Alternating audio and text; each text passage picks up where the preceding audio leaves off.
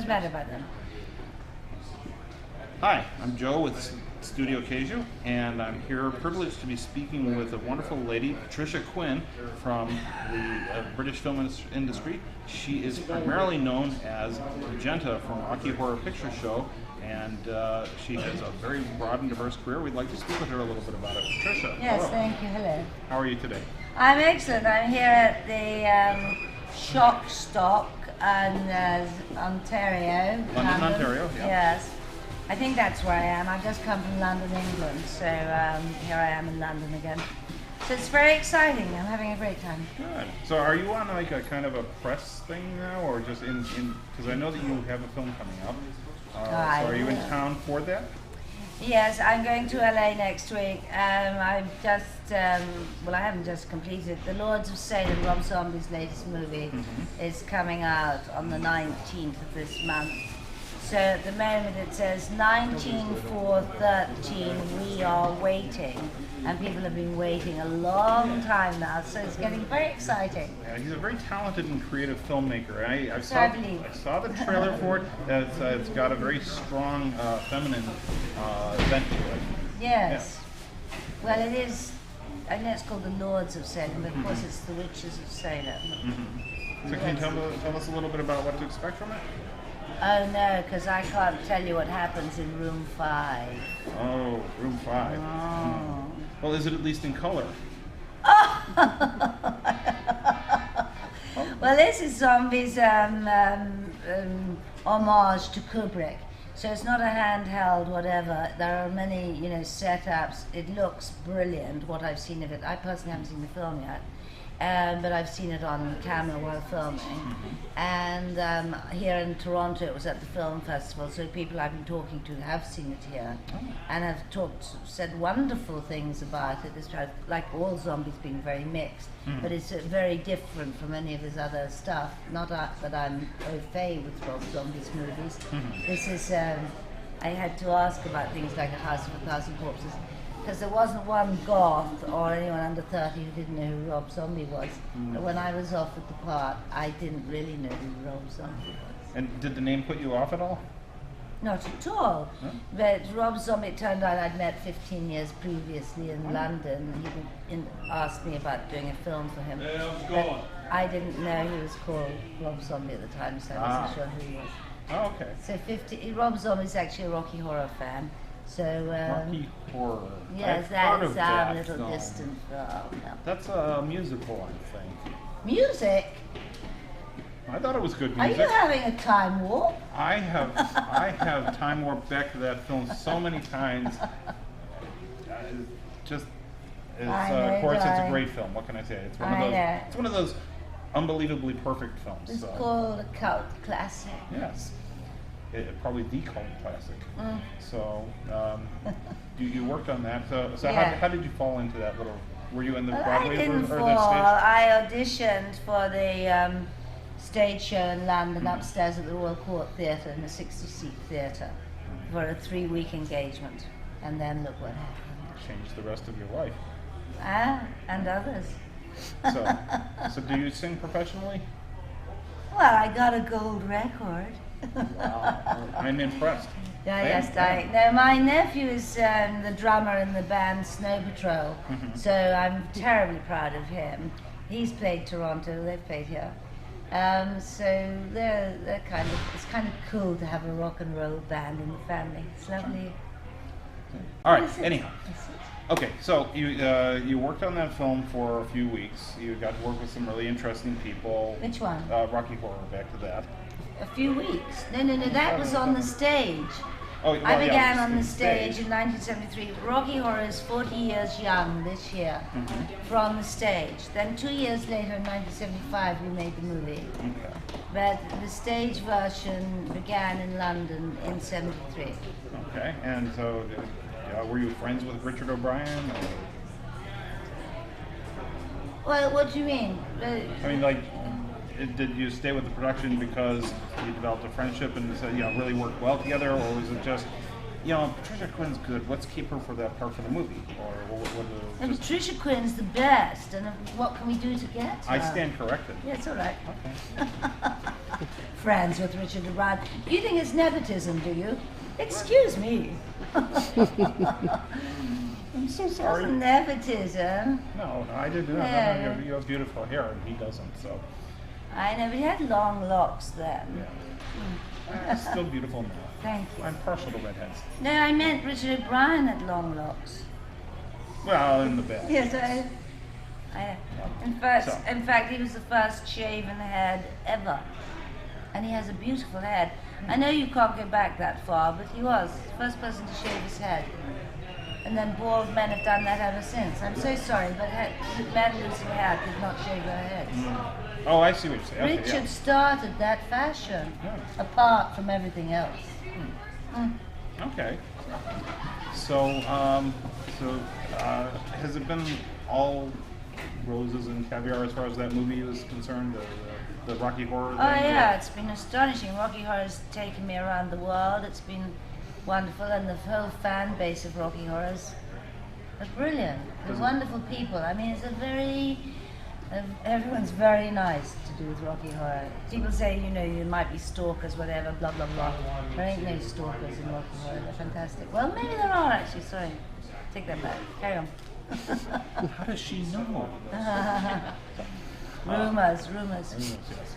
So then you came back for Shock Treatment, and you did that a few years later. Yes. That did not receive the same warm reception. No, it didn't, but we just recently did the Blu-ray of Shock Treatment, so it's like a new film to people, Okay.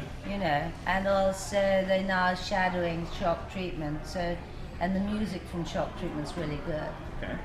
Now, a little later in your career, you did, and I know you've been doing movies and plays and so forth. You're very active resume that I saw. Yeah. You did. In fact, excuse me, they're just repeating I, Claudius on Channel 4 in England at the That's moment. right, you were in that, I, weren't you? Claudius, yeah. Yeah. With Patrick Stewart. And I was a very wicked girl. Is he a very wicked man? Yeah, well, not as bad as me. Yeah, he was actually. Rumors. Took two to tango. So you've done television work for the BBC and so forth, and you did independent or ITV, I believe it was. Did Hammer House of Horror? Was that ITV? Yes, that's right. Yeah. Was it ITV? Yeah. I didn't know. No, I'm not sure. Maybe it was. I Well, didn't it know was that somebody it wasn't. did. It wasn't No, it was BBC. a Hammer. No, but it was Hammer. I mean, it was a company who made back to back, like 10 Hammer films. Right. Yeah. Yeah. So you got to work as you played a witch in one of the episodes. It was an episodic series, or not episodic. So it was a standalone series. So each episode was its own story, much like the Hammer films. That's right. Mine was called Witching Time, in which I played Lucinda Jessup. And I was kind of like by swimming pools in Spain and whatever. And I went into a place with my mother, and we were with the cashier, and the cashier said, "Oh!" I said, "What?" And she said, "You're Lucinda Jessup." I thought, "Oh, I mean, she frightened a lot of people, Lucinda." Yeah, well, I was frightened. Did you see it? I did. Woo! They ran it. CBS ran it like at 1 in the morning on a Friday night. I had to stay up late. We were watching the New Avengers, I think, and then they ran that right after the New Avengers. They had a whole block of British television, but Yeah. They never said this is a relatively new series. So that's when I saw it. So, Yeah. it was not. I think it was like a year or two after it aired in England. But yes, I was scared. Of course, at 2 in the morning, it doesn't take a lot to scare me. Okay. I have cats that scare me. So. Okay. And then a little after that, I'm going to jump ahead a few years again. And I have to ask you this, and I don't expect you to know the answer, but because nobody seems to know the answer, I'm asking anybody that can. You did an episode of Doctor Who called Dragonfire. I did. You did, and which is, of course, the highlight of the career is to be on Doctor Who. Not my career, but others, yes. But you weren't in this scene, but you probably read the script. Maybe you know the answer to this. One of the cliffhangers, one of the episodes is Sylvester McCoy climbs over a railing, hangs himself precipitously over an ice ridge, and then they cut to they have the ending, and then the next episode somebody helps him up. And that's In Dragonfire? In Dragonfire, yes. He's hanging on his umbrella. Yes. Yeah. Yeah, I watched it. I was in Atlanta, Georgia with him, and so they did a showing of Dragonfire. I hadn't seen it for a while. And they said, how many episodes shall we show? Because it was question and answer, and Sylvester and I were there together. So they said, would you do that? And I said, oh yeah. So they said, okay, so shall we show the 3 episodes? I said, oh, do you have to? And they said, well, what, 1 or 2? And I said, well, I know 1 maybe. And they said, well, 2. I said, okay. And Sylvester said, she says that because she dies in the second. I said, no, it's not that, Sylvester. I just don't want to bore people to death. He is a very funny man. I know, he's adorable. I love him. He's my neighbour in London. Oh, I is he? adore him, yeah. No, he's a really nice. So I haven't got the answer because I wasn't that interested in him hanging off the... So you mean he hung off the thing, and what happened? Next episode, somebody comes by and helps him up.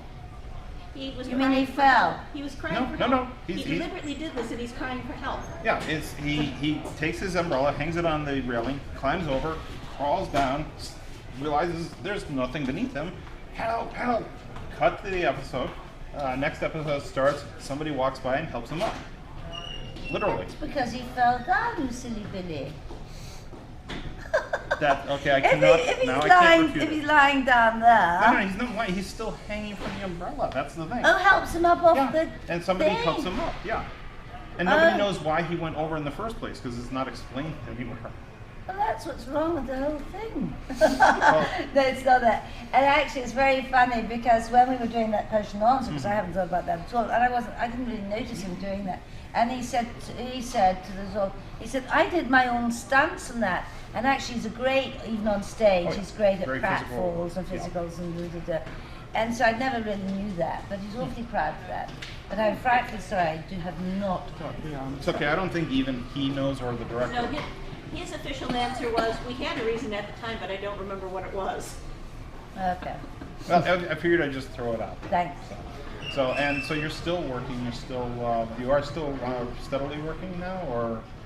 Well, I don't know, steadily one works, but I'm on my way to Chiller, and then I'm going to Dallas, Texas to Fright Fair, I don't know what it's called. Then I'm going to San Francisco to appear with Peaches Christ. We're doing a concert of Rocky Horror at the Victoria Theatre in San Francisco, and with Peaches Christ. And the guy who's, I don't know if he won X Factor in America, but he's one of the finalists. He's going to play Frank. So it's all rather exciting. Yeah. Good. And then that and the Rob Zombie movie, which the few people that I've met that have worked with them, they just can't rave enough about him. So. Yeah, he's adorable. So lucky you. So that's lucky me, and I went to see Rob Zombie at the O2 Centre in London to see White Zombie, and that was thrilling. He was with Marilyn Manson. I'd never seen Rob Zombie on stage, and he's a great showman. It was fantastic. All right. Well, listen, it's a pleasure talking to you. Thank Very you. much appreciate it. Bless you. And we'll let you know when the interview is up and you can see it. And thank you for everything you've done for entertainment. You're an angel. Thank you so much. Thanks.